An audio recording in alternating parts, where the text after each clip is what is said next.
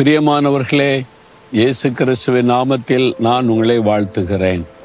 ஆண்டவர் இயேசு கிறிஸ்து உங்கள் மேலே ரொம்ப அன்பும் அக்கறையும் உள்ள தேவன். சரியா? நாம் அதை விளங்கி கொள்ள வேண்டும். என் மேலே அவருக்கு அக்கறை இருந்தால் எனக்கு அவர் என்ன செய்திருக்கிறாரு? சிலுவையில் ஜீவனை கொடுத்த ரத்த சிந்தி மீட்டு எடுத்திருக்கிறார். சரி, அதுக்கு பிறகு என்ன செய்திருக்கிறார் நினைக்கிறீங்களா? உங்களுக்கு பாதுகாப்பு கொடுத்து கொண்டு வருகிறார். தெரியுமா உங்களுக்கு? வேத புஸ்தகத்தில் ஒரு வசனம் இருக்குது. 91 சங்கீதத்தில் 11 வசனம், உன் வழிகளில் எல்லாம் உன்னை காக்கும்படி உனக்காக தம்முடைய தூதர்களுக்கு கட்டளையிடுவார் என்பதாக ஆண்டவருடைய வார்த்தை சொல்லுகிறது. தூதர்களுக்கு கட்டளையிடுவாராம்.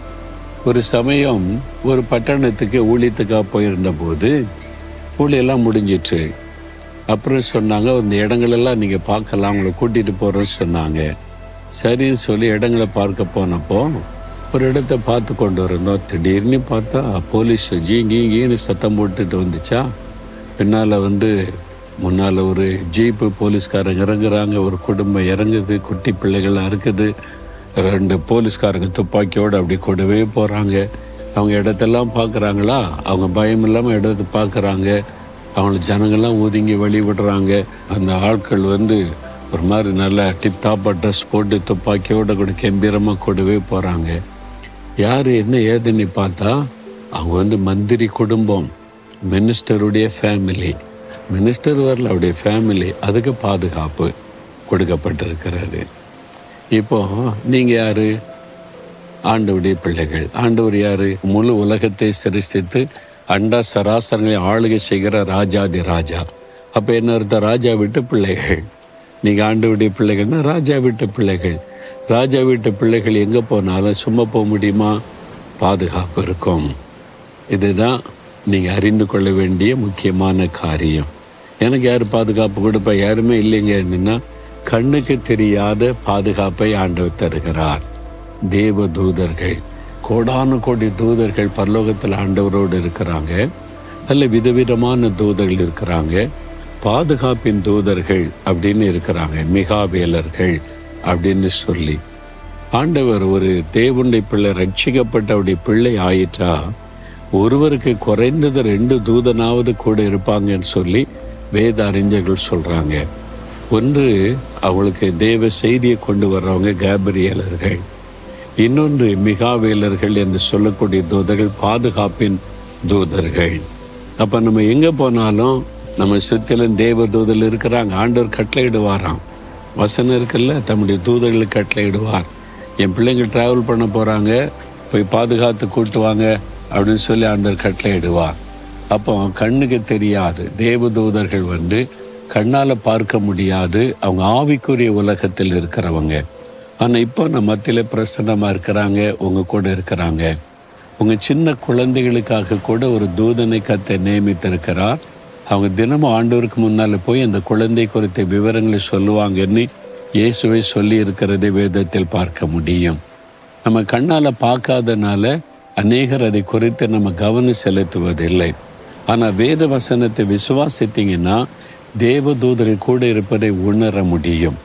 சில சமயங்களில் தேவன் அவர்களே நமக்கு கண்ணில் பார்க்கும்படிக்கு செய்வார். எல்லா சமயத்தில் நம்ம தேவதூதனை பார்த்துக்கிட்டே இருந்தால் வாழ முடியாது. அதனால தான் மறைவாக இருந்து பாதுகாக்கிறவங்க இந்த தேவதூதர்களை கட்டளையிட்டு இருக்கிறார். நான் எத்தனையோ ஆபத்துகளை சந்திச்சிருக்கிறேன். மனிதர்களால் வந்த ஆபத்து, போகிற இடத்துல விபத்து சூழ்நிலை வந்த ஆபத்து, விமானத்தில் காரில் பிரயாணப்படும் போது பல ஆபத்துகளை இந்த ஊழிய பாதையில் சந்திச்சிருக்கிறேன். ஆனால் நான் சேதமடையாதபடி பாதுகாக்கப்பட்டதற்கு காரணம் தேவதூதர்கள். ஆண்டவர் தேவதூதர்களை வைத்து என்னை பாதுகாத்து நடத்துகிறார் என்பதை நான் விசுவாசிக்கிறேன். நான் பிரயாணத்தை ஆரம்பிக்கும் ஒரு ஆண்டவரே, என்னுடைய பாதுகாப்பின் தூதர்களுக்கு கட்டளை கொடுத்து விட்டதற்காய் ஸ்தோத்திரம். என்னோடு கூட அவங்க இருக்கிற ஸ்தோத்திரம்னு ஆண்டவரை துதிப்பேன். அப்போ அவனுடைய பிரசன்னத்தை உணர முடியும். தேவ பிரசன்னத்தை எப்படி உணர முடிகிறதோ தேவ தூதருடைய பிரசன்னத்தை உணர முடியும். நீங்கள் கொஞ்சம் அதில் கவனம் செலுத்தி ஜெபிச்சு பாருங்க, நல்லா விளங்கி கொள்ள முடியும். அதனால் உங்களுடைய பிள்ளைகளை ஸ்கூலுக்கு அனுப்புகிறீங்க, காலேஜுக்கு அனுப்புகிறீங்க, பொல்லாத உலகம் எப்படியோ அப்படி கலங்காதுங்க. ஆண்டவரே, என் பிள்ளைகளுக்கு தேவதூதருடைய பாதுகாப்பை தந்திருக்கிறீங்க. நான் அதை விசுவாசிக்கிறேன், ஸ்தோத்தரிக்கிறேன், அவங்க பாதுகாப்புகளை ஒப்பு கொடுத்து அனுப்புகிறேன்னு விசுவாசத்தோடு ஜெபிச்சு பாருங்களேன், மாற்றத்தை காண்பீங்க. நீங்கள் ட்ராவல் பண்ணும்போது காரில், விமானத்தில், ட்ரெயினில், பஸ்ஸில் எங்கே போனாலும் இந்த வசனத்தை சொல்லி ஆண்டவரை துதித்து பழகணும். உம்முடைய தூதர்களுக்கு நீர் கட்டளையிட்டு விட்டீர், என்னை பாதுகாக்கிற தூதலிய கூட வர்றாங்க, உமக்கு ஸ்தோத்திர ஆண்டவரேன்னு சொல்லி. அப்போது நீங்கள் அதில் பாதுகாப்பின் ஆசீர்வாதத்தை உணர முடியும். சரியா? அந்த வசனத்தை விசுவாசிங்க, அதை சொந்தமாக்கி கொள்ளுங்க. அவர் தம்முடைய தூதர்களுக்கு உங்கள் நிமித்தம் கட்டளை கொடுத்திருக்கிறார், அவங்களோட பாதுகாத்தை நடத்துவாங்க. ஆண்டவரே, என் மேல உமக்கு எவ்வளவு அன்பு, அக்கறை, என்னை பாதுகாக்க தேவ தூதர்களை வைத்திருக்கிறதற்காய் ஸ்தோத்திரம். நான் எங்கே போனாலும் என் கூட அவங்க இருந்து பாளையம் இறங்கி பாதுகாக்கிறதற்காய் ஸ்தோத்திரம், ஸ்தோத்திரம். இப்பவுமே என் கூட, என் பிள்ளைகளோட, என் குடும்பத்தார் கூட உடைய தூதர்கள் இருக்கிறதற்காய் ஸ்தோத்திரம், ஸ்தோத்திரம். இயேசுவின் நாமத்தில் ஆமேன், ஆமேன்.